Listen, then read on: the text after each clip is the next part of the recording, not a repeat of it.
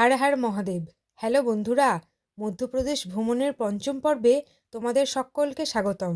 আমরা এখন রয়েছি মধ্যপ্রদেশের অন্যতম ঐতিহাসিক শহর মান্ডুর জাহাজমহলে। অতীতকালে কোনো এক সময়ে তৎকালীন রাজরাজারা থাকতেন এই মহলে। এই মহলের ভিতরেই রয়েছে বেশ কয়েকটি সাইট সিইং পয়েন্ট।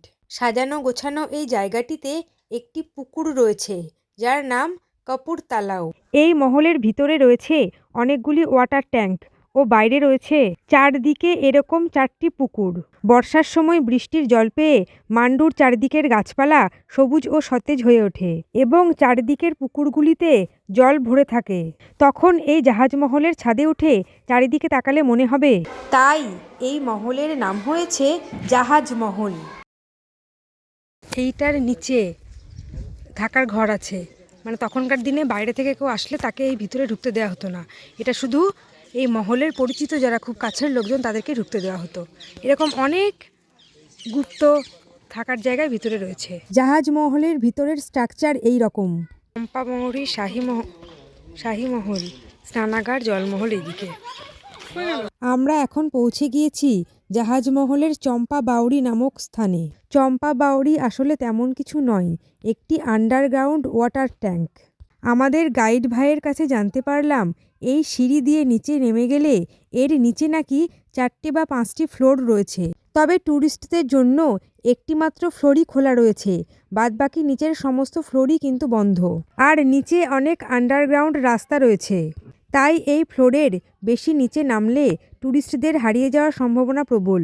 তাই মধ্যপ্রদেশ সরকার ট্যুরিস্টদের নিরাপত্তার কথা ভেবে কিছু জায়গা খুলে রেখে সমস্ত ফ্লোরই বন্ধ করে রেখেছে। এই পুকুরের বাঁ দিক দিয়েই আমরা এখানে প্রবেশ করেছি। গাইড ভাইয়ের কাছে আরও জানলাম এই বিল্ডিংটা কিছুটা ভুলভুলাইয়ার মতো, মানে তখনকার দিনে কোনো শত্রু ধরা পড়লে তাকে চোখ বেঁধে এনে এই মহলের আন্ডারগ্রাউন্ড যে রাস্তা রয়েছে সেখান দিয়ে নিয়ে গিয়ে কোনো একটি ঘরে ঢুকিয়ে দেওয়া হতো। পরে চোখ খুলে দিলেও সে কিন্তু আর রাস্তা চিনে বেরোতে পারত না।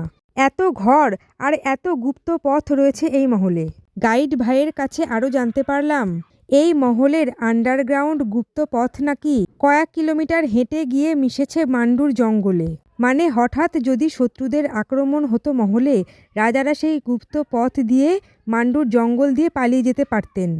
তৎকালীন রাজা রানীদের স্নানাগারও দেখলাম এই মহলে। তখনকার দিনেও কিন্তু বাথরুমে ঠান্ডা ও গরম জলের ব্যবস্থা ছিল। আর এই জল পাস হওয়ার জায়গায় এমন সিস্টেম করা ছিল, ভালো জল পরিশোধিত হয়ে মহলের ভিতরে চলে যেত, আর পরিশোধিত না হওয়া খারাপ জল গিয়ে পড়ত মহলের বাইরের পুকুরগুলিতে। সেখানে দাসদাসীদের স্নান ও অন্যান্য কাজকর্ম চলত।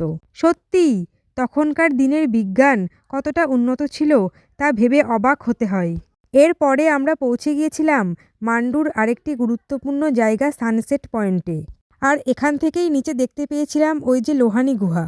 রাম মন্দির মান্ডু, তার পাশেই জামা মসজিদ মান্ডু। রাম মন্দিরের ভিতরের দৃশ্য।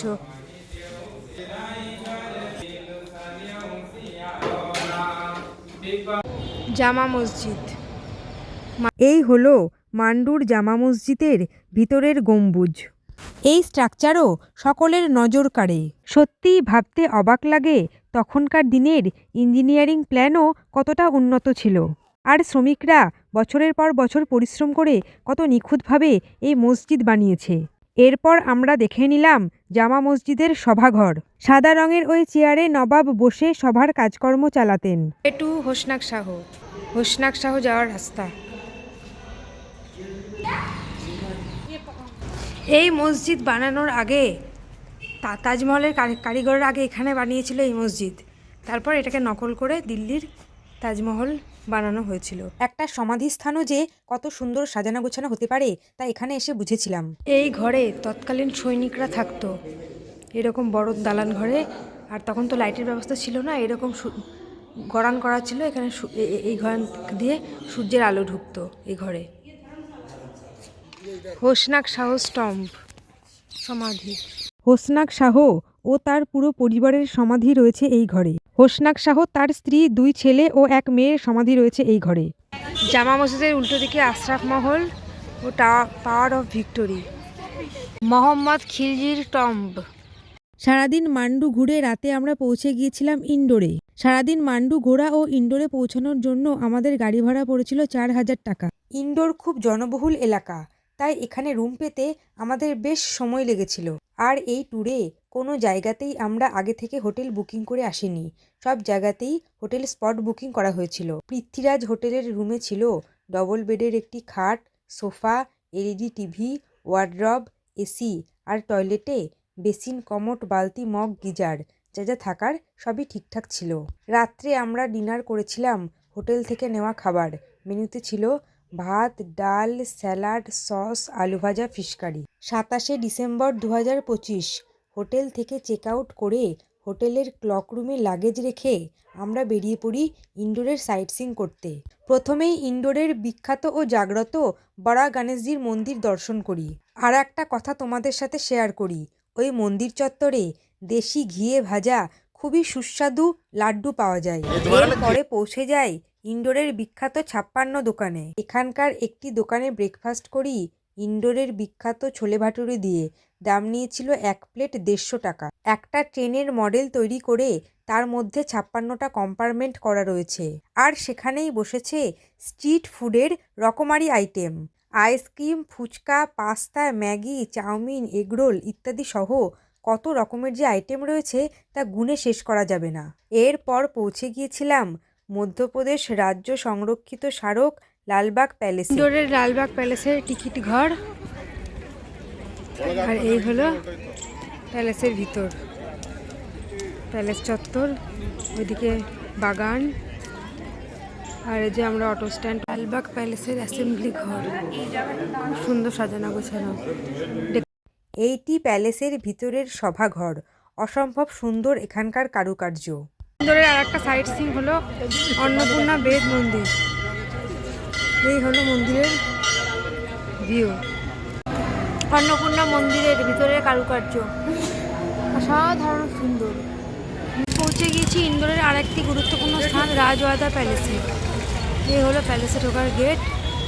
আর এখানে রয়েছে ইন্ডোরের সমস্ত দোকানপাট, পুরো ইন্দোর জুড়েই দোকানপাট। এখানে আছে ইন্ডোরের জামা কাপড়ের দোকান। রাজওয়াদা প্যালেসের ভিতর, ইন্ডোরের বিখ্যাত রাজওয়াড়া প্যালেসের সামনের দৃশ্য। আমরা পৌঁছে গিয়েছি ইন্ডোরের কৃষ্ণপুরা ছাত্রী পরিসরে। এই হচ্ছে পরিসরের ব্যাকগ্রাউন্ড, 360 ডিগ্রি ভিউ। প্রচণ্ড ঘিঞ্জি শহর কৃষ্ণপুরা ছত্রিশ পরিসর, ইন্দোর। এই একটা বিল্ডিং, এই একটা বিল্ডিং। ইন্ডোরের আরেকটি গুরুত্বপূর্ণ স্থান, দর্শনীয় স্থান ছাত্রীবাগ। ছাত্রীবাগ, ছত্রীবাগ পরিসর ইন্দোর।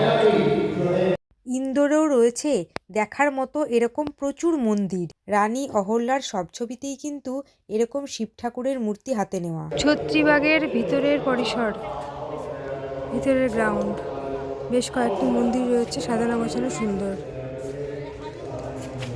ইন্ডোরের জু, প্রাণী সংগ্রহশালা ইন্ডোর জু। 20 টাকা করে টিকিট, 20 টাকা করে টিকিট। মেরকেট, ময়ূর, ফ্লাই প্ল্যানেট, স্কোয়ারেল মাঙ্কি, পাখি, অরিয়েন্টাল প্রাইড হর্নবিল ধনেশ পাখি, ধনেশ, সিলভার প্লেসেন্ট, অনেক টিয়া পাখি, কুমির, হরিণ, পেলিক্যান, মাংকি, কেকড়ে,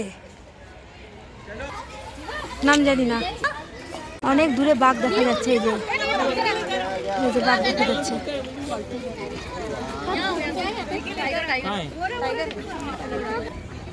ফোন পড়লে সর্বনাশ হবে। সিংহ, লায়ন,